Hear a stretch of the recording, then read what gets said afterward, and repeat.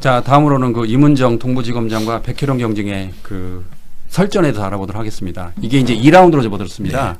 네. 1라운드는 동부지검이 이제 발표를 했죠. 중간수사 발표를 했을 때 마약 밀수범의 거짓말에 백경정이 속았다라고 말을 했고 그 뒤에 바로 백혜령 경정이 검찰이 사실을 왜곡했다.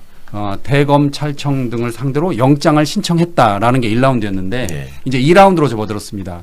2라운드는 이문정 지검장이 SNS에 글을 올렸습니다. 뭐라고 올렸냐면 당시에 그 국내에 입국하는 이들의 신체와 소지품을 검사할 법적 근거와 장비가 부족했다라고 말을 했고요. 이문정 지검장은 그러면서 이번 그 마약 밀수 사건과 관련해서 관세청에서 해명하고 제도 개선 사항을 홍보해달라고 하면서 관세청장에게 이메일까지 보냈다는 거예요. 네. 그래서 이렇게 이문정 지검장이 그 SNS에 발표를 하자 이제 백혜령 경장이 바로 또 반발합니다. 백 경장은 뭐라고 그러냐면 동부지검 결과 발표문을 본 관세청 직원의 답글이 왔다. 그러면서 그 원문을 공개했는데 코로나 시대에 관세청의 인원 감축이나 조직 변경은 없었고 그리고 마약 단속 장비가 부족하지 않았다라고 하면서 동부지검이 지금 거짓말을 한다라고 말했습니다. 동부지검이 관세청 대변인을 자처한다라고까지 했는데 이거 어떻게 진행될 거로 보세요, 이제 향후? 좀 걱정스러워요. 이게 수사기관에 있는 사람들이 또 한 팀을 구성해서 일을 하라고 대통령 지시까지 하신 사안이잖아요. 예. 근데 그거를 내부의 불협화음을 외부에다 이렇게 노출시킨다는 것도 문제고 이거는 이문정 지검장의 리더십 문제를 지적하지 않을 수가 없죠. 이런 상황이 생기지 않게 사전에 쭉 얘기를 들어보고 함께 의논하면서 수사팀 안에서 이런 부분들이 해소가 됐었어야 되는데 그게 지금 그렇지 않고 있다는 게 가장 큰 문제고요. 예. 그 다음에 이런 식의 어떤 그 백경정의 주장이나 이런 게 나오면 언론은 지금 이거를 어떤 시각으로 보고 있냐면 유시민 작가님이 얘기하시는 소위 재래식 언론의 관점은 뭐냐면 그래 대통령이 같이 모여서 저기 해보라고 하더니 꼴 좋다. 예. 또 너네 또 저기 싸우고 있다. 뭐 이런 식의 모습으로 지금 즐기고 있어요. 근데 언론이 책임 있는 모습을 보이려면 그렇게 얘기했을 때 그러면 누구 주장이 맞는지. 그러니까 이문정 지검장은 그 얘기를 한 거잖아요. 그 미흡한 제도적 결함이나 현실적인 허점이 있었기 때문에 그것까지 우리가 다 확인하고 개선하시라고 직접 공고하는 메일까지 드렸다. 그러니까 우리가 그걸 어쩔 수 없이 감내해야 되는 한계적인 상황이 있다라는 거를 말하는 건데 그럼 내부 직원이 그런 게 없었다라고 얘기를 한다 그러면 한편으로 수사 미진일 수도 있고 수사의 결과에 왜곡일 수도 있잖아요. 그렇죠. 그러니까 그런 점들을 확인해 보면 되잖아. 그때 예. 관세청에 그 장비 있었나 없었나. 그 의원들도 확인해 보면 되는 거예요. 자료 내라고 해가지고 기자들이 취재해 보면 되는 거고. 그러네요. 그런 거는 안 나와. 네? 그런 건 안 나오고 얘기 들어. 갈등으로만 나와. 그냥 갈등만 부각시키고 있는 거예요. 그러니까 이런 상황들을 안다면 이문정 백혜령 두 사람이 서로 이런 상황에 빠져들지 않도록 빨리 지금 협의하고 함께 노력해야 될 필요가 있다. 그리고 불기소장에 담겨있는 내용들을 다 공개할 수 없어서 너무 안타깝다. 이게 지금 이문정 검사의 일관된 입장이에요. 예. 근데 그 내용들을 당사자들이 공개할 수 있는 부분들을 좀 공개를 해가지고 이런 부분들이 국민들한테 좀 알려졌으면 좋겠고 그런 내용들이 함께 수사팀 안에서는 공유가 되면서 이 부분이 제대로 됐는지를 서로 체크해가면서 보완해가는 이런 과정들이 왜 없었을까 그런 점들을 많이 좀 안타깝게 생각합니다. 그러니까 지금 많은 국민들이 이렇게 의아해하는 거는 그 몸에 이제 그 마약을 두르고 갔다는데 예. 어떻게 그냥 통과할 수 있느냐 막 거기서부터 제 의혹이 출발하는 거잖아요. 그러니까 지금 검찰 얘기는 그거 그때 당시에 이렇게 만져보고 이렇게 하는 걸 할 수가 없었다. 예. 그런 주장이잖아요. 예. 그러니까 법적 근거와 장비가 부족했다라는 거고. 관세청 직원은 아니다. 다 할 수 있었는데 안 한 거다라고 얘기를 한 거고. 그런 것들도 관세청 직원들에 대한 조사가 그러면 미진한 건지 아니면 백혜령 경장이 장문을 한 건지 그런 거 확인해봐야죠. 그러네요. 네, 그러니까 의원님 말씀하신 대로 법적 근거와 장비가 부족했는지 그걸 일단 조사해야겠네요. 그렇죠. 네, 그거는 아니 시기나 그 제도나 그 업무 처리 시스템이나 관행을 보면은 금방 알 수 있는 거 아니에요. 예, 그렇군요.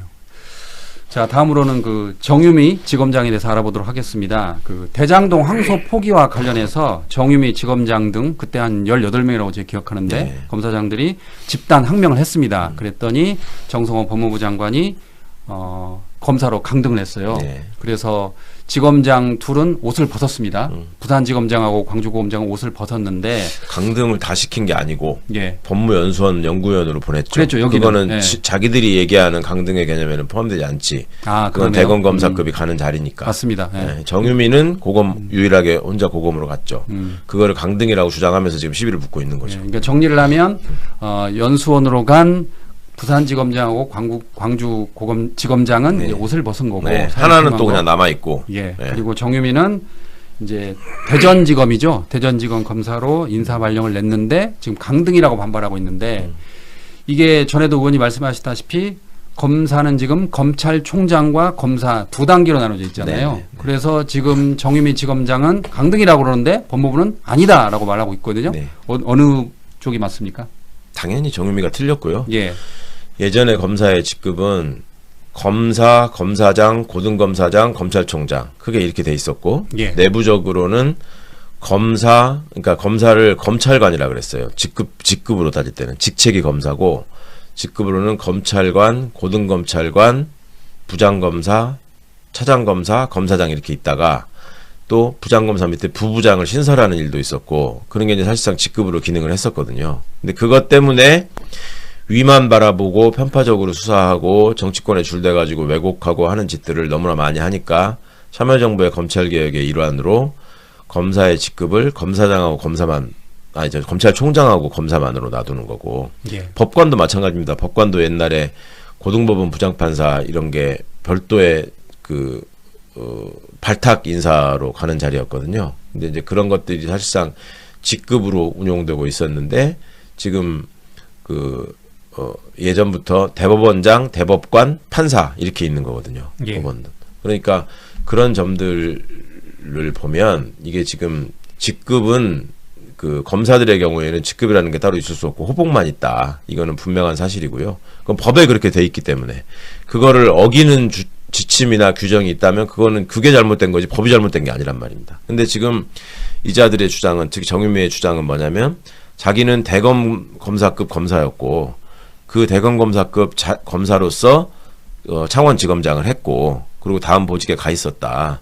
근데 왜 나를 대전 고검으로 보내느냐. 그러니까 강등이다. 그거는 고검 검사급 검사가 보직되는 자리다라고 얘기하는 거란 말이에요. 예. 그 말의 전제가 뭐예요? 직급이 있다는 거잖아. 그러네요. 검사는 대검 검사급이고 고검 검사급이고 이게 다 직급인데 그 직급에 따른 직위가 정해져 있는 건데 직책이 자리가 정해져 있는 건데 나는 이미 이 직급을 얻었는데 그 자리가 아닌 걸로 보내냐. 그러니까 사단장 하던 사람을 왜 갑자기 대대장으로 보내냐, 연대장으로 보내냐 이 소리 하는 거거든요 지금. 예.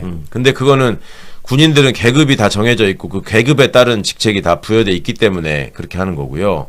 이거는 직급이 검사로만 돼 있고 나머지는 다 보직 개념이란 말입니다. 그래서 대검급으로 보직하는 사람들은 대검만 있는 게 아니라 이런 자리도 간다.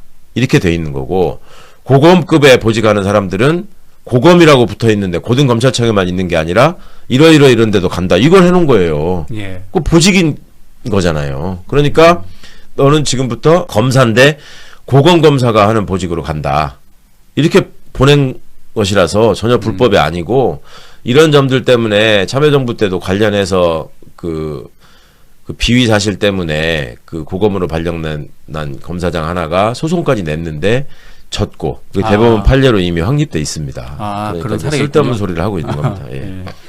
일부에서는 그 여전사 이미지를 쌓아가지고 다음 총선에 어떤 한 자리를 노린 거 아니냐. 그러니까 예전부터 트러블 메이커였어요. 정유미는 문재인 정부의 출범과 더불어서 여러 번 등장하는데 특히 검찰 게시판에서 뭐 아주 윤석열 찬양하는 걸로 유명했던 사람인데 윤석열 탄핵되고 나서는 또 주변 사람들한테 동기들이나 뭐 알고 지내던 검사들한테 또 연락해가지고 물어보지도 않는데 내가 무슨 친윤이냐고 왜 사람들이 나를 친윤이냐고 그러냐고 해가지고 빈축을 산 적이 있는 사람인데 예. 그간의 패턴을 보면은 이렇게 검찰 내에서 게시판에서 시끄럽게 하고 뭔가 언론에 자꾸 알만한 소재를 제공하고 하는 자들이 결국은 그걸 바탕으로 이제 정계로 진출하려는 그런 밑밥을 까는 거였죠. 그랬던 사례들이 굉장히 많죠. 지금 뭐 나와 있는 유상범 의원 같은 사람들 뭐 대표적인 사람이고, 저 옛날에 저 정미경이라는 의원 있었잖아요. 예. 그런 사람들도 내나 그런 거였는데, 그런 식으로 주목을 받아가지고 정계에 진출하려고 준동하는 사람들이 지금 보여요. 근데 그 사람들이 결국 노리는 자리가 영남 강남이거든. 예. 네. 영남 강남에 뭐 연고가 있으면 그런 거 노리고서 충성을 다하기 위해서 혹은 진영에 호소하기 위해서 저렇게 나올 수 있는데, 안타깝게도 이제 정유미 검사는 호남 출신이라 광주 사람이라 예. 예, 정치적인 입지에도 이보다 훨씬 더 진하게 이상하게 열심히 하지 않으면 그것도 만만치 않을 것 같다는 게 제 생각입니다. 비례대표는 가능하잖아요. 비례대표. 비례대표를 근데 검사 출신으로 이렇게 되는 거를 잘 안 시키죠. 뭔가 줄을 잡아야 되는데, 정유미는 윤석열 라인이란 말이에요. 근데 윤석열 라인이 몰락해 있잖아요. 그러면 아스팔트 극우가 다시 정권을 장악하고, 이제 아스팔트 극우의 힘을 얻어서 나경원이든 뭐 장동혁이든 누군가가 다시 정권을 잡고, 거기에다가 줄을 대가지고 다음 총선 때 비례 공천을 받는 거, 뭐 이런 것들이 시나리오가 될 수 있는데, 뭐 거기까지는 지금 생각하고 싶지 않고, 예. 본인이 뭐 어떤 생각하는지야 본인만 알겠습니다만은, 객관적인 여건으로 볼 때는 이 사람이 지금 정치적인 어떤 야망을 갖고 있는 거는 맞는 것 같은데, 그걸 달성하기는 쉽지 않을 것 같다.